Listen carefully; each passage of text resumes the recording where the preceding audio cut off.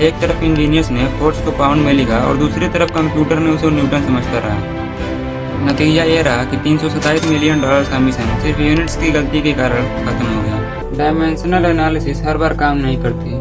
Physical quantities, units, SI system, fundamental and derived units, dimensions और dimensional formula. अगर मैं आपसे कहूँ कि एक सिर्फ छोटी सी गलती करोड़ों रुपए का नुकसान करा सकती है तो क्या आप विश्वास करेंगे? 1999 में नासा ने एक मार्स क्लाइमेट ऑर्बिटर लॉन्च किया, लेकिन एक छोटी सी यूनिट की गलती के कारण वह मिशन मंगल ग्रह तक पहुंचने से पहले ही नष्ट हो गया। एक तरफ इंजीनियर्स ने फोर्स को पाउंड में लिखा और दूसरी तरफ कंप्यूटर ने उसे न्यूटन समझता रहा। नतीजा ये रहा कि $327 मिलियन का मिशन सिर्फ यूनिट्स की गलती के कारण खत्म हो गया। तो अब सोचिए, अगर सिर्फ यूनिट्स की गलती के कारण नासा का मिशन खत्म हो सकता है, तो जेईई, नीट या बोर्ड एग्जाम में आपकी एक यूनिट की गलती क्या कर सकती है? यही वजह है कि क्लास 11 फिजिक्स का पहला चैप्टर यूनिट्स एंड मेजरमेंट्स है।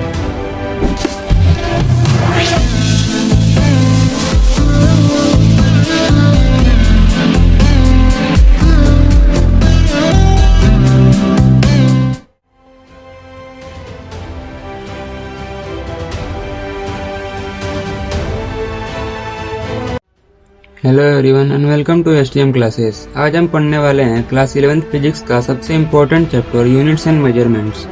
इस चैप्टर को हम शुरुआत से पढ़ेंगे बेस्ट पॉसिबल एनिमेशन के साथ, ताकि इस वीडियो के बाद आपका बेस काफी मजबूत हो जाए। तो चलिए स्टार्ट करते हैं अपने इस क्लास 11 की जर्नी को। हमें यूनिट्स की जरूरत क्यों है? मान लीजिए आपने अपने दोस्त से कहा मेरे घर से स्कूल की दूरी 10 है, तो आप पूछेगा जरूर 10 क्या? 10 मीटर, 10 किलोमीटर या 10 सेंटीमीटर। यहीं से यूनिट की आवश्यकता शुरू होती है। कोई भी फिजिकल क्वांटिटी हमेशा दो भागों से मिलकर बनती है, पहला न्यूमेरिकल वैल्यू और दूसरा यूनिट। एग्जाम्पल के लिए 5 मीटर, 60 किलो, 20 सेकेंड। यहाँ 5, 60 और 20 केवल संख्याएं हैं, जबकि मीटर, किलोग्राम और सेकेंड उनकी यूनिट्स हैं। नेक्स्ट टॉपिक है अपना फिजिकल क्वांटिटी। जिस भी क्वांटिटी को मापा जा सके उसे फिजिकल क्वांटिटी कहते हैं। एग्जाम्पल के लिए लेंथ, मास, टाइम, टेम्परेचर, स्पीड। लेकिन हैप्पीनेस, ऑनेस्टी और लव को फिजिकल क्वांटिटी नहीं कहते, क्योंकि इन्हें किसी यंत्र से मापा नहीं जा सकता। अब सबसे महत्वपूर्ण सवाल, क्या सभी यूनिट्स एक जैसी होती हैं या फिर इनके भी अलग अलग प्रकार होते हैं?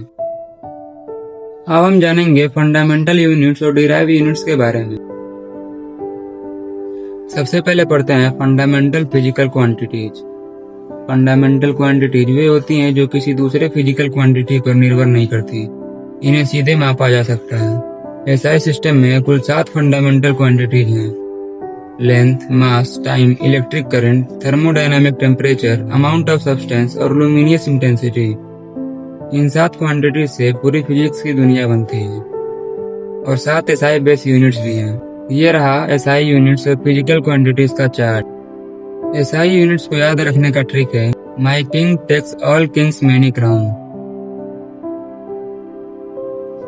फोर्थ टॉपिक है अपना डिराइव्ड फिजिकल क्वांटिटीज।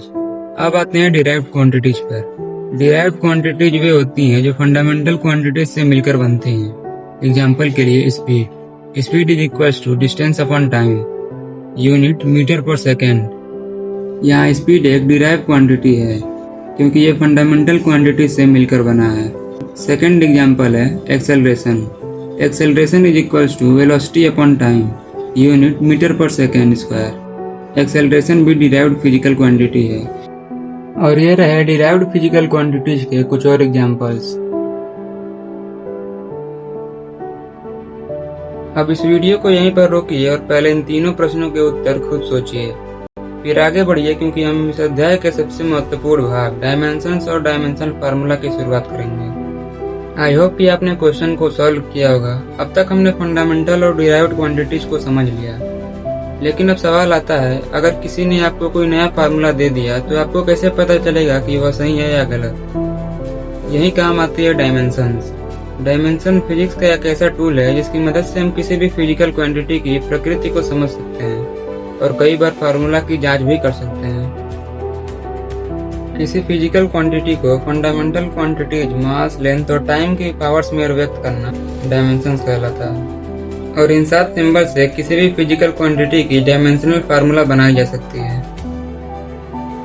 हमने डायमेंशंस तो पढ़ लिए, Now the question is, what is dimensional formula? Dimensional formula बताती है कि कोई क्वांटिटी किन फंडामेंटल पर निर्भर करती है और किस पावर में। एग्जाम्पल के लिए velocity is equals to displacement upon time. Displacement is represented by L, time by T, इसलिए velocity is equals to L upon T. तो इसका डायमेंशनल फार्मूला होगा m0 l1 and t minus 1। और ये रहे डायमेंशनल फार्मूला के कुछ और एग्जाम्पल्स। अब आते हैं अपनी इस वीडियो के आखिरी टॉपिक पर, प्रिंसिपल ऑफ होमोजेनिटी। यह फिजिक्स का एक बहुत ही इम्पोर्टेंट रूल है। किसी भी सेम फिजिकल इक्वेशन में लेफ्ट हैंड साइड और राइट हैंड साइड के डायमेंशन समान होने चाहिए। इसे ही प्रिंसिपल ऑफ होमोजेनिटी कहते हैं। एग्जाम्पल के लिए s is equal to ut plus half at square. अब डायमेंशन देखते हैं। s के लिए l, ut के लिए lt minus 1 into T is equal to L, at square के लिए lt minus 2 into T square is equal to L. तीनों टर्म्स की डायमेंशन लेंथ है, इसलिए यह इक्वेशन डायमेंशनली करेक्ट है। Uses of dimensional analysis. Formula सही है या नहीं है जांचने के लिए, नॉन फार्मूला निकालने के लिए, यूनिट बदलने में और फिजिकल क्वांटिटीज के बीच संबंध समझने में। अब बात करते हैं इसके लिमिटेशंस की। डायमेंशनल एनालिसिस हर बार काम नहीं करती। यह नहीं बता सकती कि किसी फार्मूले में प्लस या नेगेटिव साइन है या नहीं। न्यूमेरिकल कांस्टेंट और ट्रिग्नोमेट्रिक एक्सपोनेंशियल या लोगैरिथमिक फंक्शंस को। ये रहे कुछ प्रैक्टिस क्वेश्चंस, इसको सॉल्व जरूर करें। तो दोस्तों, आज की क्लास में हमने समझा physical quantities, units, SI system, fundamental and derived units, dimensions और डायमेंशनल फार्मूला। अगर आपने इस वीडियो को ध्यान से देखा है तो आपने क्लास 11 फिजिक्स की सबसे मजबूत नींव रख दी। लेकिन अभी चैप्टर खत्म नहीं हुआ। अगले पार्ट में हम पढ़ेंगे errors, accuracy, precision, significant figures और न्यूमेरिकल क्वेश्चंस, जो बोर्ड, जेईई और नीट तीनों के लिए बहुत महत्वपूर्ण है। इसलिए अगर आपने अभी तक चैनल को सब्सक्राइब नहीं किया तो आप STM क्लासेस को सब्सक्राइब कर सकते हैं ताकि अगली क्लास मिस न हो। और अगर यह वीडियो आपके लिए उपयोगी रहा तो इसे अपने दोस्तों के साथ शेयर जरूर करें। मिलता हूँ आपसे अगले वीडियो में, तब तक के लिए कीप लर्निंग, कीप ग्रोइंग। जय हिंद।